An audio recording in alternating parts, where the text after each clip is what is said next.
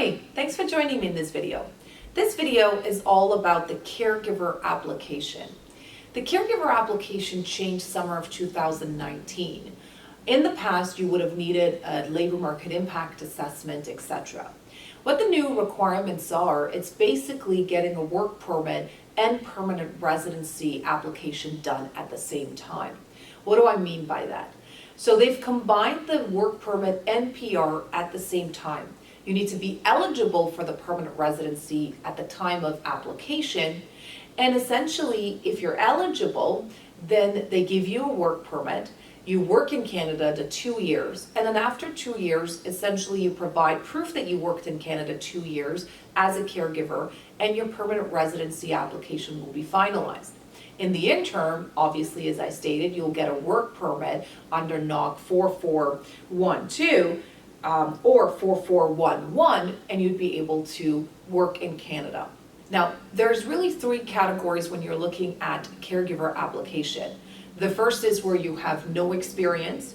The second is where you have some experience. And the third is where you have 2 years or more experience. Any of these would qualify you to go under the caregiver.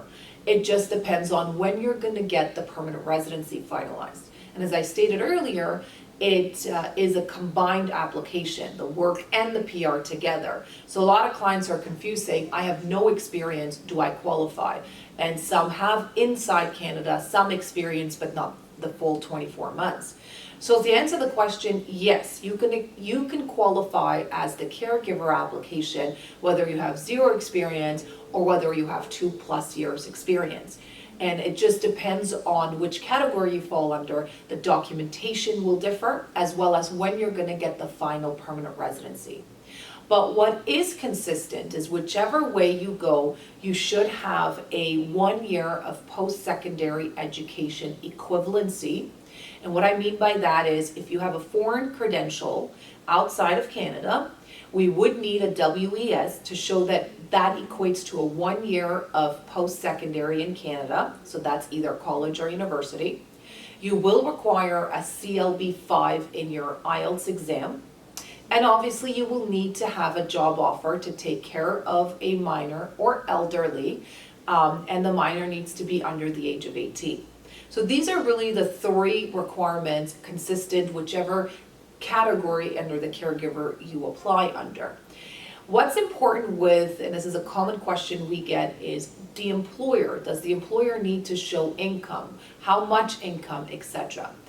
And to answer this question, because this is a new pilot project that was launched last year, 2019, when it comes to the income, we do have to mention that you have an employer, and obviously that the employer is working, and for that reason the employer cannot take care of the minor child, for example.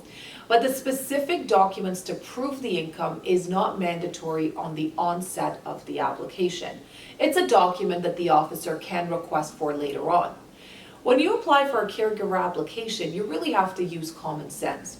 So let's assume your employer has 4 children, and it's a let's say the father works, but the mother currently is staying home taking care of the 4 children.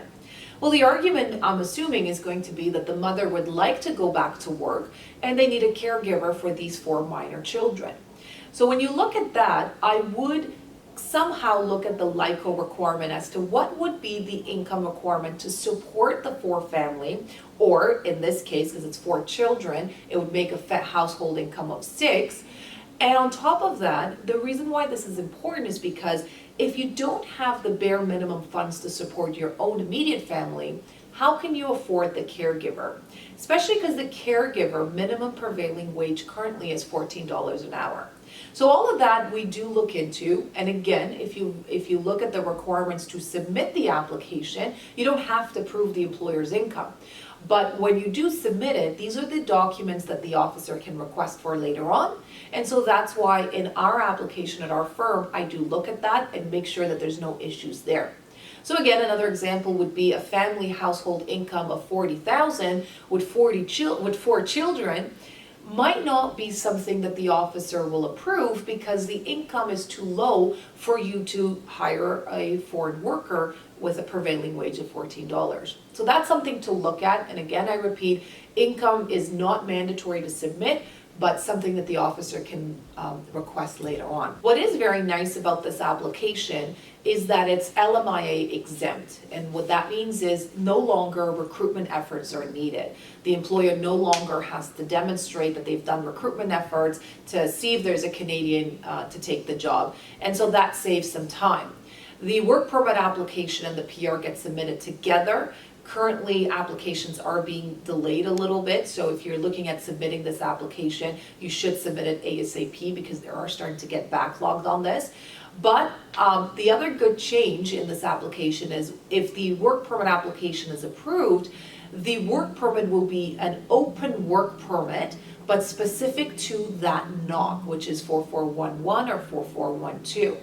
So that means if, let's say, you come to work for employer X, and you don't like that employer anymore, you can go work for an employer Y without getting another work permit application done, so long as you stay within those parameters of the NOC. So you can go from one caregiver to another caregiver employer without, submitting amendments to the application, which is very nice for the caregiver.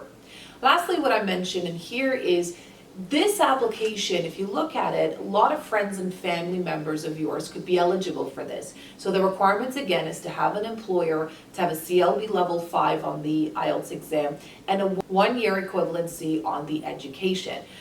So if you look at it, a lot of people could potentially qualify for this. If you have questions about the caregiver and may want to bring over a friend or family member under this category, give us a call today. We're here to help. Thank you. And until next time.